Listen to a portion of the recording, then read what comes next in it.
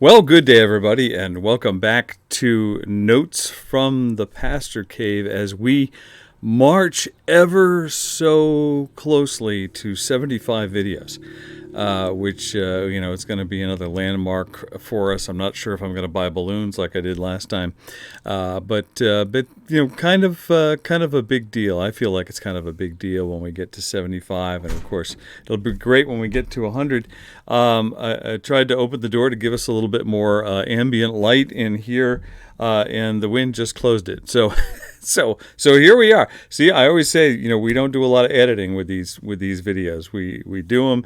There's sometimes I get halfway through and I sneeze or something. I say, all right, I got to start over again. But just a little thing like the door closing, we're not going to worry about that. We're just going to keep rolling along. We need you to subscribe and hit the right bells and the right whistles, and we need you to spread the word about Notes from the Pastor Cave, and that's really the bottom line of how we grow. And so we are growing a little bit again, and we want to always build towards that magic 1,000 mark. Which will allow us to do so much more in the YouTube world, so today, really just spent some time going back and forth with this, but today I kind of want to wrap up chapter 25, and really I want to wrap up this whole section because. What's happened here is that the more I've looked at this and the more I've looked at my notes, the more I've discovered that this is kind of a section of Exodus to go from 20, where the Ten Commandments are given, through to chapter 25, and really will. It continues on into 26 and 27, and the making of all the garments for the priests and all that. I don't know how much time we're actually going to spend on a lot of that, but in this, and this is really why I want to go back and reiterate a little bit, because there is this thread that we don't see, and I talked about that last time. There's this thread that we don't tend to see. We get to the Ten Commandments, and then we think that it's all about law after that. As a matter of fact, lots of times, if we're raised in a setting where the Bible is being read, we're kind of told that Old Testament is law, New Testament is grace. But the more you get into this, and the more you look at this, that's not really the case. And, the Ten Commandments and the law that's given, they have a tendency to dominate. They have a tendency to dominate our minds. But God is weaving a thread right alongside of. As a matter of fact, they're contexts that are within each other. This idea of covenant relationship that is a part of the law. In other words, God doesn't give the rules for rules' sake. God never said, "Hey, I just want to throw a bunch of rules at you to live by." He's giving these laws, he's giving these rules to be lived out within the framework of a vibrant relational covenant. Just what a vibrant marriage should look like. Okay, so there are rules you're going to keep within a vibrant marriage.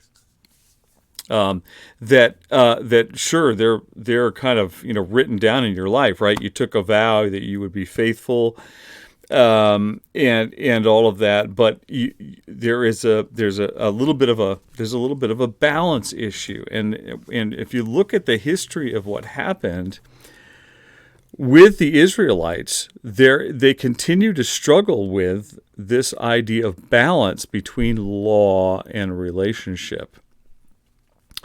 And then when you get to the New Testament and you get into church history, you have a problem with the balance between law and grace, which is similar, really the exact same thing. It's just being expressed in a different kind of a way. So it seems to be most definitely a human problem in our interaction with God. So if I take this envelope and I make it a fence, and then we're going to have the help of Colonel Chamberlain of the 20th Maine with us today, and. Thank you, Colonel.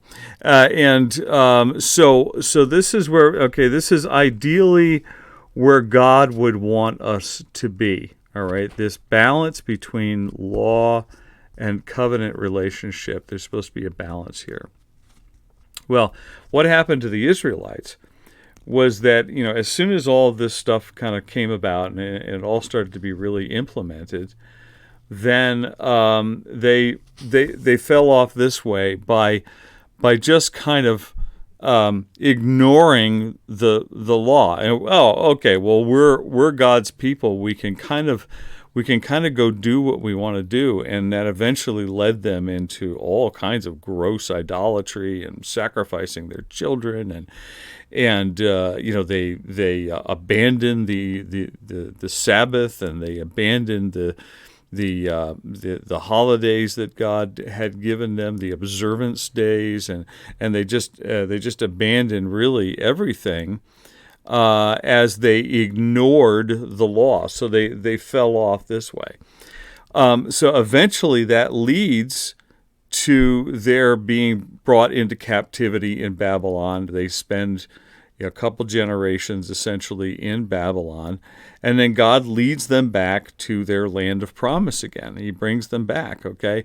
Well, when they get back, they want to make sure, they're so sure they don't want to fall off that direction, that they end up falling off the fence in the other direction. So when they come back, they fall into this legalism that becomes so strong, and it becomes really, as you look at it, it becomes laws on top of laws on top of laws. We're going to make sure that we don't break the law. We don't make sure we go this way. So we're going to make all these laws to make sure that we don't break those laws. And so you end up with this extremely strict legalism that becomes so powerful within their religious practice that when the Son of God shows up, they don't recognize him. They're so steeped in their legalism that they can't recognize Yeshua when he shows up. Okay, so there's a balance there, and Jesus talks about that balance all the time throughout his ministry. And you have the rich young ruler who says, I've kept the law. Okay, that's great that you can. Jesus doesn't say, well, that's bad that you kept the law. He says, that's great that you kept the law, but now I want you to come and follow me, which that's relational. Okay, you're going to be in a relationship with me. And of course, the problem that he struggles with is selling all that he has. So Jesus, if you really look at the words that are in the four Gospels, Jesus is talking about this balance between law and relationship, right? Jesus didn't come to abolish the law. He came to fulfill the law and to bring Israel, and eventually anybody who wanted to, including Gentiles, back to relationship with God. And the church has always struggled with the same problem. When you have various groups being established throughout the history of the church, and they either go one way or the other. They start to ignore God's laws and think, well, we don't really have to do that because we live by grace, and so they go do what they want. They don't really think about the things of the law. They ignore God's rules for living, and they fall off this way. Or you have another church group that emerges, and they are all about legalism, and they become so legalistic that they forget all about the relationship part of living for God, and they fall off the fence in the other direction. So it's just something that we constantly struggle with, and we constantly struggle with it even in our own lives. I say, particularly as a young believer, I think to myself, well, I really want to please God, and so my first instinct in saying that I want to please God with my life is that I become a rule keeper, and I lay down a very strict code for myself that even goes beyond what I find in the scriptures. This is what many young believers do, and then when they discover that they really need the grace involved with a relationship with God, they really struggle with that, because they're like, oh man, I messed up. God's not going to want to be in a relationship with me. I couldn't even make it 3 days with my new legal system that I created, so that I would please God. And so we struggle, going back and forth with that all the time. But when you think about it, God did not give the 10 Commandments as an invitation to legalism. And God did not establish, to fly in here, God did not establish a covenantal relationship so that his law could be ignored. It's like, yeah, I know I said what I said in chapter 20 there and 21, but just don't pay any attention to that. No, it's a balance, and we find that balance right here. We don't have to find the balance between Old Covenant and New Covenant. The balance is right here from the very beginning. And so the law is to be lived within the confines of the covenantal relationship.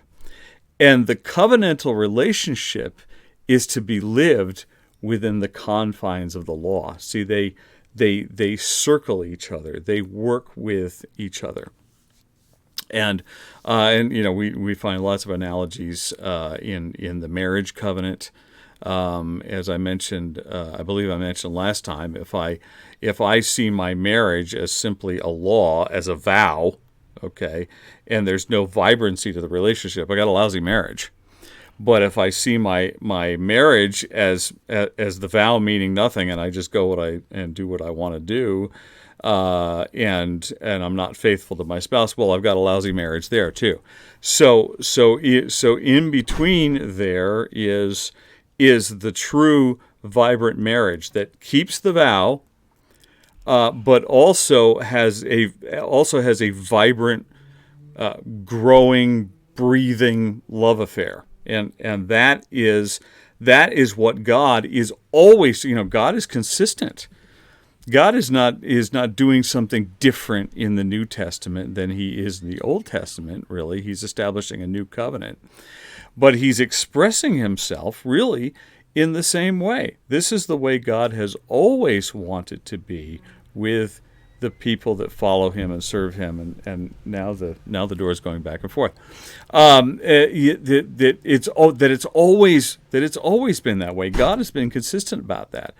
If you're going to be in relationship with me, there's a way that you need to live, and that's how the law.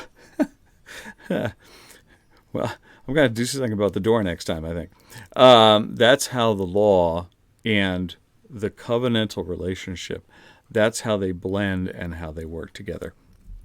So that's it for today. We caught it early in the week this week, and maybe we're on a roll. So Vita Brevis Gloria Eterna. Life is short. Glory is eternal.